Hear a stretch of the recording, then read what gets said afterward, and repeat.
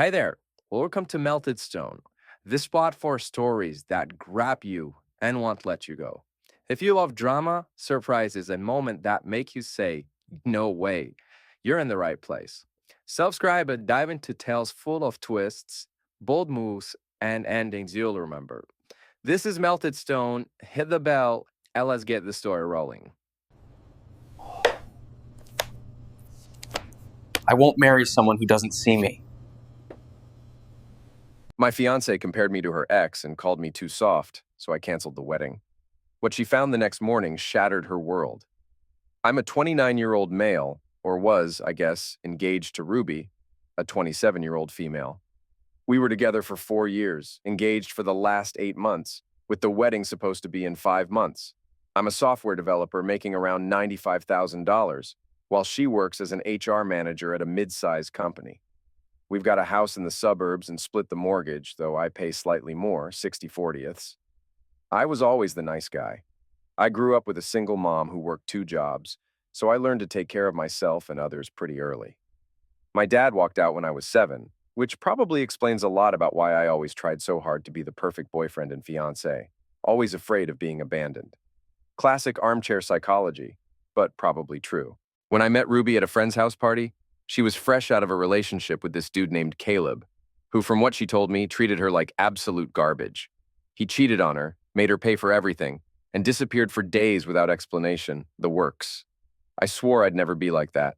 I'd be the guy who remembered birthdays, checked in during the day, and actually gave a damn. I was that guy to a fault. Here's where the story actually starts. About 6 weeks ago, I got a migraine at work, a bad one.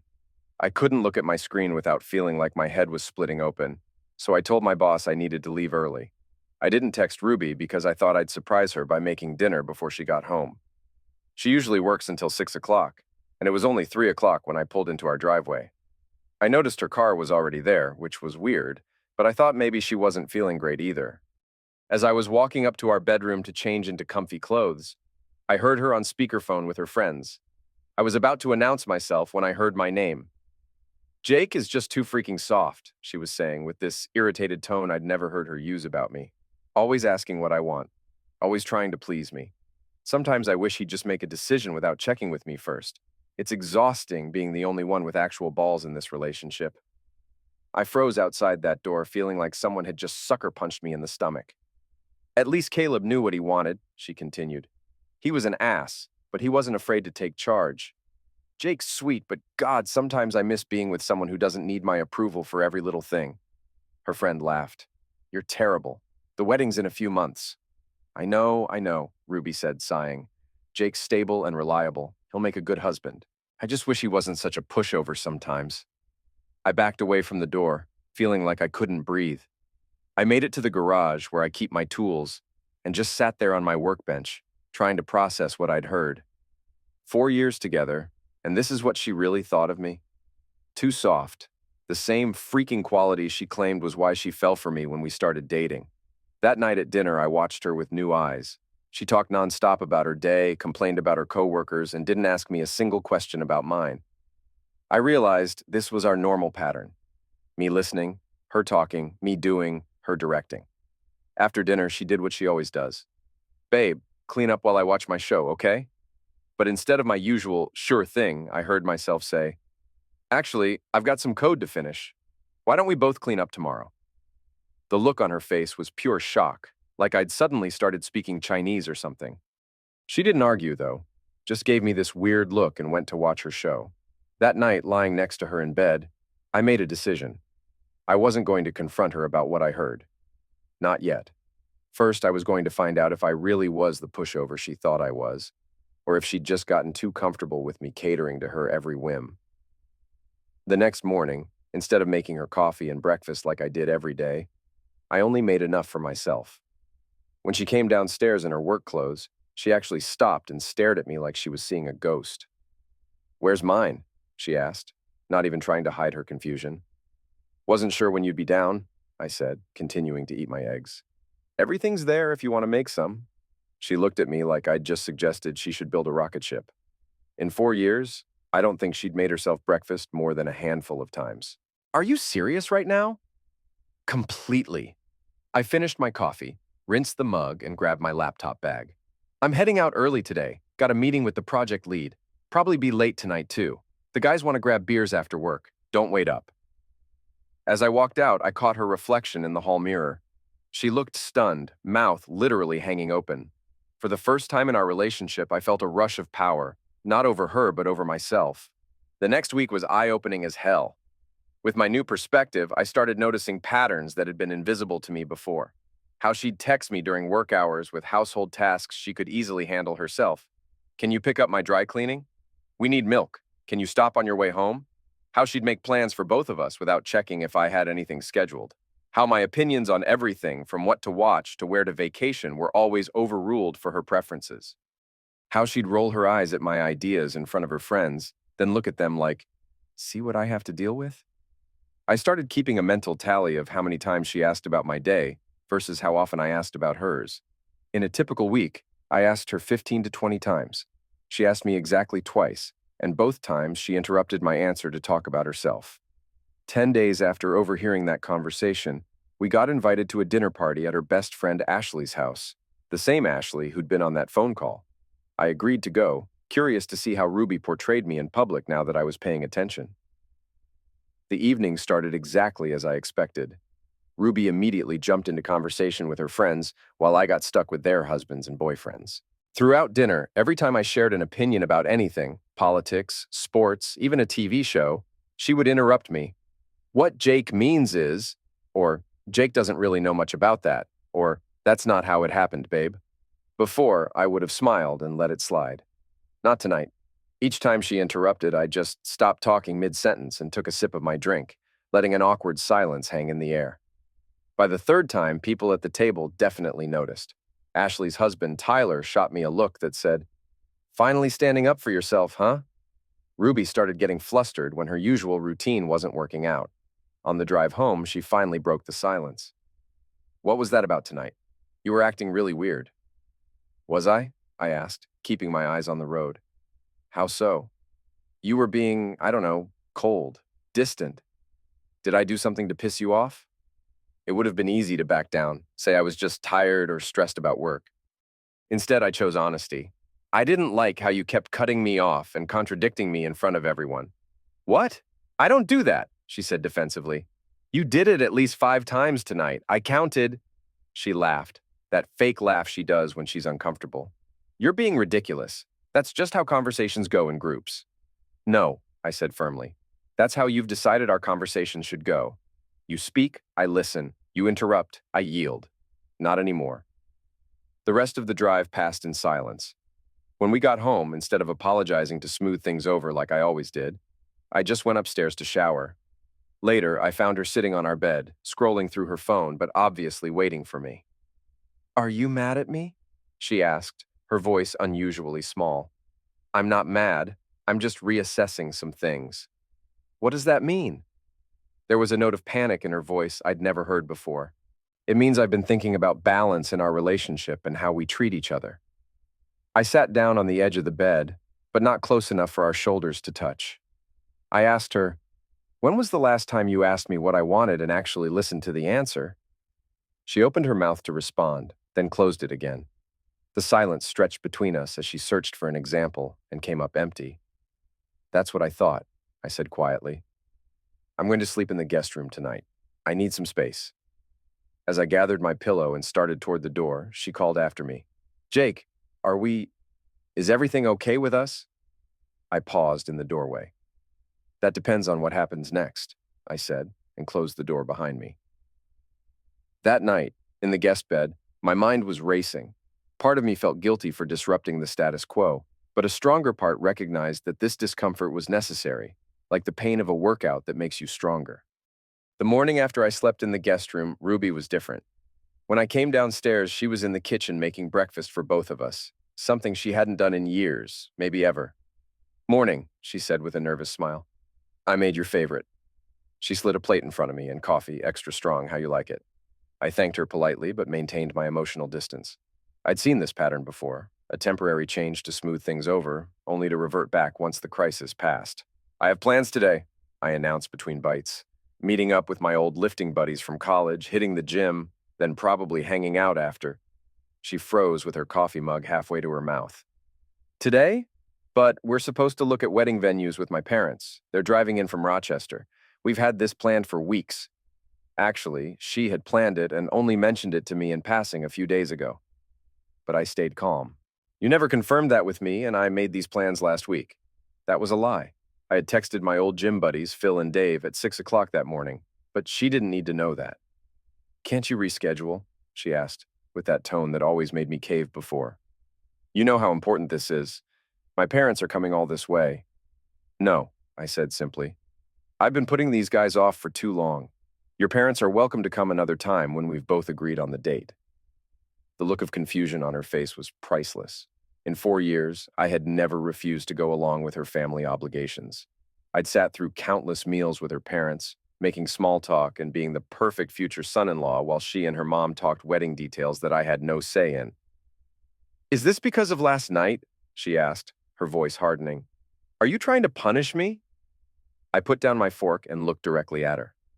Not everything is about you, Ruby. I'm just choosing to spend time with friends I've neglected, people who matter to me. I finished breakfast, thanked her for cooking, and went upstairs to get ready. As I was about to leave, she called from the living room.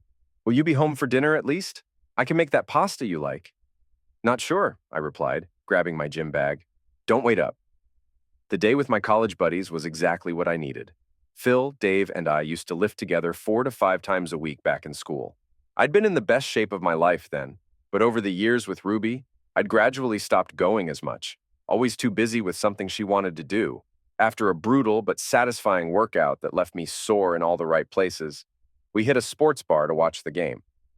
3 hours of just being one of the guys again, talking, laughing, no one interrupting or dismissing my opinions. When Phil asked how things were going with the fiancé, I surprised myself by opening up. I didn't share everything, but enough for them to understand I was reevaluating. Finally, Dave said, clapping me on the shoulder. We've been worried about you, bro. The Jake I knew in college never would have let a chick control his life like that. Remember when Allison tried to make you skip that game for her sister's birthday? Phil added. You told her flat out, some things aren't negotiable. I had forgotten about that. How had I changed so much without even noticing? What happened to that guy? Dave asked. I don't know, I admitted, but I'm finding him again. I got home after 10 o'clock at night to find Ruby waiting up. The house was spotless, and she'd clearly made an effort with her appearance, wearing the dress I'd complimented once and her hair the way I liked it. How was your day? She asked, seeming genuinely interested. Good, I replied, suddenly feeling the weight of everything. Really good. Forgot how much I missed those guys. Come sit, she said, patting the spot next to her on the couch. Tell me about it. I want to hear. For a moment, I was tempted. This was what I'd wanted, her actual attention and interest. But I recognized it for what it was, a response to me pulling away, not a genuine change. Maybe tomorrow, I said. I'm beat, going to turn in. Our bed? She asked, hopefully. I shook my head. Not yet. I still need space to think. Her face fell, but she nodded. As I headed upstairs, she called out, How long is this going to go on, Jake? Whatever you're doing. I paused, but didn't turn around. As long as it takes. For what? For both of us to figure out if what we have is worth saving. That night, my phone lit up with texts from Phil and Dave. They wanted to make our workouts a regular thing, 3 days a week. I agreed immediately. Whether my relationship survived or not, I needed to reclaim the parts of myself I'd surrendered. The next 2 weeks brought major changes. Not just to my relationship, but to me. I rejoined my old gym, reclaiming 3 evenings a week for myself. The physical exertion cleared my head, and the progress I saw in the mirror was immediate. At 29, I still had the muscle memory from my college days, and with each workout, I could feel myself getting stronger, not just physically, but mentally. At work, I finally accepted the team lead position my boss had been pushing me toward for months. I'd been avoiding it because Ruby didn't like the idea of me working longer hours. The project would mean staying late some nights, but also a potential bump to $115,000 if I delivered. When I told Ruby about it over dinner, she frowned. So you'll be working late now? For how long? Probably 3 months, maybe more. It's a big opportunity. And you didn't think to discuss this with me first? There was an edge to her voice I recognized, the beginning of a guilt trip that had always worked before. No, I replied calmly, continuing to eat. It's my career. I made the decision that's right for me. Her fork clattered against her plate. That's not how relationships work, Jake. We're supposed to make decisions together, especially with the wedding coming up. I looked up at her, feeling strangely calm despite her obvious anger. Is that so? Like when you decided to switch departments last year and took that management position with longer hours? Or when you committed us to that $35,000 wedding venue without even showing me the place first? Did you consult me then? Or did you just decide? She opened her mouth, then closed it again, recognizing the truth in my words. This isn't about the job, I continued. This is about the fact that I'm no longer asking permission to live my life. That's what's bothering you. That's not fair, she protested, but her voice lacked conviction. It's perfectly fair. For years, I've supported every decision you've made, rearranged my life to accommodate your needs, and never complained. Now that I'm doing the same, it's suddenly a problem. She pushed her plate away, appetite apparently gone. You've changed, she said quietly. I don't even recognize you anymore. You're right, I agreed. I have changed. I've remembered who I was before I started shrinking myself to avoid upsetting you. The question is whether you can accept this version of me or if you only wanted the doormat. The word hung between us. Doormat. A harsh description, but not inaccurate. I had been one, and worse, I had allowed it to happen. She left the table without another word, and I heard our bedroom door slam moments later. I finished my dinner alone, cleaned up, and settled in the living room with a book on leadership I'd been wanting to read for months. An hour later, I heard her come downstairs. She stood in the doorway, watching me for a moment before speaking. I don't think you're being fair, she said. You're acting like I've been some kind of monster, but that's not true. We were happy. At least I thought we were. I marked my page and set the book aside. Were we? Or was I just making sure you were happy at the expense of my own needs? If you were unhappy, why didn't you say something? It was a fair question, and one I'd asked myself repeatedly. Because I didn't realize how unbalanced things had become. I thought self-sacrifice was what love looked like. I was wrong. She moved into the room and sat across from me, her expression troubled. So where does this leave us? The wedding's in a few months. Are you thinking about calling it off? The directness of her question caught me off guard. Was I? The possibility had definitely crossed my mind, especially right after hearing her words about me being too soft. But now, I'm not making any decisions right now. I'm giving us both space to figure out if we can build something better than what we had. And if we can't, then maybe we shouldn't be getting married, I answered. She nodded slowly, absorbing this. For maybe the first time in our relationship, I saw genuine fear in her eyes, not the manufactured emotion she sometimes used to get her way, but real fear of losing me. I don't want to lose you, she said, her voice barely above a whisper. Tell me how to fix this. It's not that simple, Ruby, I replied. This isn't something you can just fix with one conversation or by making my favorite dinner. This is about fundamental respect. Later that night, as I got ready for bed in the guest room, my phone pinged with a notification. It was an email confirmation for a reservation at my favorite steakhouse, the expensive one she always complained about. A text followed moments later. No pressure, just dinner tomorrow night. I'd like to get to know this new version of you. I stared at the message for a long time before responding with a simple, I'll be there. As I drifted off to sleep, I wondered if this was the beginning of something new or just another manipulation tactic. Either way, I was done being the guy who always folded. Whatever came next, I'd face it on my terms. The dinner reservation turned out to be more significant than I expected. She'd chosen a private booth in the corner, away from the main dining area. When I arrived, she was already there, wearing a green dress I'd once mentioned liking, and her hair down the way I preferred. Thank you for coming, she said as I sat down. There was a nervousness to her I hadn't seen since our early dating days. The conversation started awkwardly. We'd lived together for years, but suddenly felt like strangers. She asked about my new project at work, actually listening to my response without interrupting or turning the conversation back to herself. After our steaks arrived, she took a deep breath and set down her fork. I've been doing a lot of thinking this past week, she said. About us, about how I've been treating you. I nodded, but stayed quiet, giving her space to continue. I didn't realize how much I was taking you for granted, How I expected everything from you without giving the same in return. What exactly are you sorry for? I asked. I wasn't going to let her off with vague apologies. She seemed surprised by the directness of my question. For treating you like your needs don't matter, for making decisions without consulting you, for interrupting you and dismissing your opinions. She looked down at her plate. For comparing you to Caleb. So she remembered that part of the conversation too. Why did you do that? I asked. Compare me to your ex, who treated you like... She flinched at my bluntness. I don't know. That's not true. I do know, and it's messed up. She met my eyes. Sometimes when things get too comfortable, too secure, I get scared. Caleb was exciting because he was unpredictable, dangerous even. I never knew where I stood with him, and part of me was addicted to that uncertainty. So you're saying you miss being treated like garbage? I couldn't keep the edge from my voice. No, God, no, she shook her head vehemently. What I'm trying to say, badly, is that I took your stability and kindness for granted. I mistook your consideration for weakness because that's the toxic mindset I developed with Caleb. In his world, being considerate meant being weak. I considered her words, searching for sincerity or manipulation. The thing is, Ruby, hearing you say those things, that I was too soft, that you wished I had more backbone like Caleb, it made me realize something. I have been soft, not in the way you meant, but in how I've let you walk all over me. Her eyes widened. You heard that whole conversation?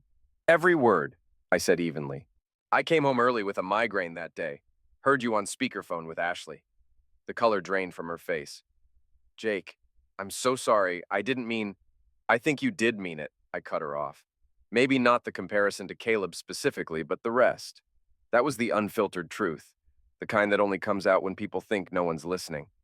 Tears filled her eyes. It wasn't the whole truth. I was frustrated and venting to my friends like an idiot instead of talking to you. What was the real issue then? I challenged. If it wasn't my supposed softness? She wiped her eyes, taking a moment to compose herself. I think I've been testing you, she admitted quietly. Pushing to see how much you'd take, how far you'd bend. And when you never pushed back, I lost respect for you. Which is completely F asterisk asterisk asterisk ed up, I know. She shook her head. Caleb conditioned me to equate love with struggle. When things were easy with you, part of me didn't know how to process it. Her answer surprised me. Of all the explanations I'd considered, this psychological one hadn't been on my radar, but it made a twisted kind of sense. So what happens now? I asked. That's up to you, she said. I just want a chance to make things right, to be the kind of partner you deserve, to unlearn these toxic patterns. And if I'm not the soft man anymore, if I continue to put myself first sometimes to have my own life and interests, if I push back when you cross lines, can you handle that version of me? I can. More than handle it, she said, reaching for my hand across the table. I respect it. I need it. We both do if we're going to have any chance. I looked at her outstretched hand but didn't take it. We have a lot more to talk about, I said. A lot to work through. She nodded slowly, withdrawing her hand. I know. And if you decide the wedding needs to be postponed or even canceled, I'll understand. I just hope you'll give us a chance to rebuild. As we finished our meal, the air between us felt clearer, though nowhere near resolved. We weren't fixed, far from it, but at least the pretense was gone. 2 more weeks passed. Ruby and I existed in a kind of holding pattern, civil, occasionally even warm with each other. But the engagement hung like a question mark between us. She'd stopped pushing for wedding planning, telling her mother we were re-evaluating dates without giving details. I continued my transformation. My body was changing rapidly with a consistent gym schedule. Broader shoulders, tighter waist, the V-shape returning to my torso. Phil commented that I looked more like my college self every week. At work, the team lead position was challenging but rewarding. I was making decisions confidently, delegating effectively, and earning respect from colleagues who had previously seen me as just another coder. I'd also reconnected with other friends I'd neglected, started playing basketball again on Saturdays, and even signed up for a coding competition I'd always wanted to try. My life was becoming full in ways it hadn't been in years. About 5 weeks after I'd first overheard that conversation, I was heading home early after closing a major deal at work. As I pulled into the driveway, I noticed Ashley's car parked out front. I wasn't in the mood for Ruby's judgmental friend, So I decided to quietly enter through the side door that led directly to my home office. As I approached, I heard laughter coming from the living room. Not wanting to interrupt, I paused in the hallway. You have to see him lately, Ruby scoffed, barely keeping it together between bursts of laughter. He's seriously out here pretending he's some alpha now, lifting weights, acting like he has a backbone. It's hilarious. Like a chihuahua growling at a pit bull, Ashley threw in, smirking. Right, he struts around like he's suddenly this badass. It's cute, though, like watching a toddler throw punches at air. I mean, sure, the gym's doing him some favors, but come on, we both know this phase won't last. What if it does? Ashley asked with a raised brow. Then I'll just remind him who's really in charge. Let him play tough guy all he wants. He'll crawl right back once the ring's on. Guys like him don't walk away from someone like me. He's too used to being handled. I felt a cold fury wash over me, like I'd never experienced before. The past month hadn't changed anything. She still saw me as a joke, someone she could manipulate and control. I quietly backed away, got in my car, and drove around for an hour to clear my head. When I returned, Ashley was gone. Ashley was... Ruby greeted me with a smile that now seemed so transparently fake. Hey, babe, how was your day? Interesting, I replied. Get a lot done while I was gone? Just wedding stuff with Ashley, she said with a dismissive wave. Nothing important. Yeah, must have been pretty funny, planning a wedding. What do you mean? Her smile faltered slightly. Nothing. I'm going to grab a shower. I went upstairs, pulled out my laptop, and started making calls. By the time I came back down 2 hours later, I had a plan. The next morning, I woke up early and went to the kitchen to start breakfast. But instead of making her usual avocado toast, I set a manila folder on her plate.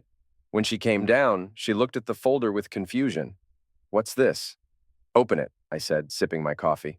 Inside were cancellation confirmations for our venue, catering, photographer. Every wedding contract we'd signed, all of them terminated with the deposits forfeited. Her face went pale. What? What did you do? I canceled our wedding, I said calmly. You what? Without even talking to me? Her voice rose to a shriek. You can't do that. I already did. Why? Because of some stupid fight? Because I interrupted you at dinner? This is insane, Jake. I sat down my coffee cup and said nothing, just staring at her with a calm I didn't know I possessed. Her expression shifted from confusion to panic as she realized I knew. Jake, whatever you think you heard, it wasn't what it sounded like. Ashley was just... I simply slid another folder across the table, cutting her off mid-sentence.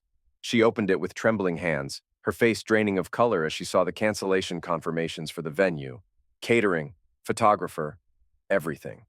What? What is this? She whispered, though she knew exactly what she was looking at. I remained silent, my face expressionless.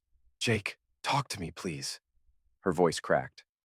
You can't just... I pulled a second folder from the counter and placed it in front of her. What's this now? She asked, her hands shaking as she opened it. Listings, I finally said, my voice flat. I've already paid first and last month's rent on the top one. It's yours if you want it. If not, that's your problem. Either way, I want you out of this house in 2 weeks. Her mouth opened and closed like a fish gasping for air. You're kicking me out? You can't do that. We bought this house together. Check the deed. 2 words. No emotion. Jake, please, can we just talk about this? Tears were streaming down her face now. I know I messed up. It was stupid girl talk. It didn't mean anything. I just stared at her, saying nothing. She fell to her knees then, actually grabbing my legs. Please, Jake, I love you. I'll change. I'll do therapy, whatever you want. Don't do this. I removed her hands and stepped back. Jake, say something, she pleaded, mascara running down her cheeks. Yell at me, scream at me, anything. Just don't shut me out like this. I walked to the door and grabbed my gym bag. I'm staying at Phil's for a few days, I said, my back to her. When I come back, I expect to see boxes packed. Jake, please.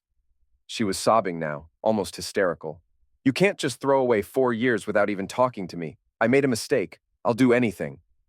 I paused at the door, considered saying more, then decided against it. Some things didn't need to be said. I closed the door on her wailing and felt a weight lift from my shoulders. For the first time in 4 years, I was completely free. 2 weeks later, I returned from a basketball game to find the house empty except for my furniture.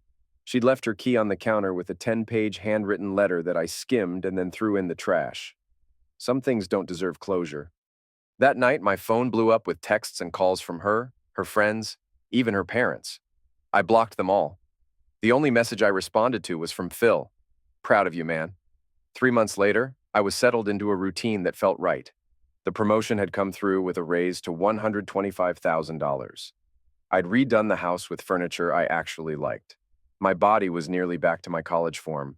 I heard through mutual friends that Ruby had moved back in with her parents and was going through a rough patch. Someone mentioned seeing her at a bar with Caleb, leaving in tears after he publicly humiliated her.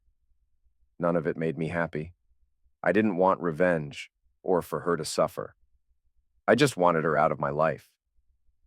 6 months after the breakup, I was at a coffee shop working on my laptop when someone approached my table. Is this seat taken? I looked up to see a pretty woman with a warm smile holding a cappuccino. All yours, I replied, moving my bag. I'm Kate, she said, extending her hand. Jake, I replied, shaking it. As we started talking, I found myself opening up in a way I hadn't in a long time. She was a graphic designer, loved sci-fi movies, and had a sharp wit that made me laugh. When she asked if I'd like to grab dinner sometime, I felt no hesitation. I'd like that, I said, meaning it. Later that night, I found myself reflecting on how much had changed. A year ago, I had been planning a wedding with someone who didn't respect me. Now, I was starting fresh on my own terms. I hadn't heard from Ruby in months, and that was fine. The last update from mutual friends was that she and Caleb were back together, and he was treating her exactly how she deserved. Maybe that's what she wanted all along. All I know is that I finally became the man I should have been, not for her, but for myself. And yeah, that's my story. If anything new happens, I'll give you guys an update. After everything went down, life's been pretty damn good. That date with Kate turned into something real. We've been together for about 8 months now, taking things slow. She respects boundaries, communicates like an adult, and doesn't try to change me. Basic stuff that shouldn't feel revolutionary, but somehow does. The house is completely mine now. I bought out Ruby's portion and remodeled the kitchen like I always wanted. The project at work was so successful they made me department lead with a team of 5 under me, bumped to $135,000 with quarterly bonuses. For those asking if I ever heard from Ruby again, yeah, unfortunately. About 3 months ago, she showed up at my door at 2 o'clock in the morning, drunk and crying, begging for another chance. She said Caleb had cheated on her, shocking, I know, and that she'd finally learned her lesson. I called her an Uber and waited with her outside until it arrived. Haven't heard from her since. The most important thing I've learned through all this, self-respect isn't negotiable. The minute you compromise on that, you've already lost. Anyway, Kate's taking me to meet her parents next weekend.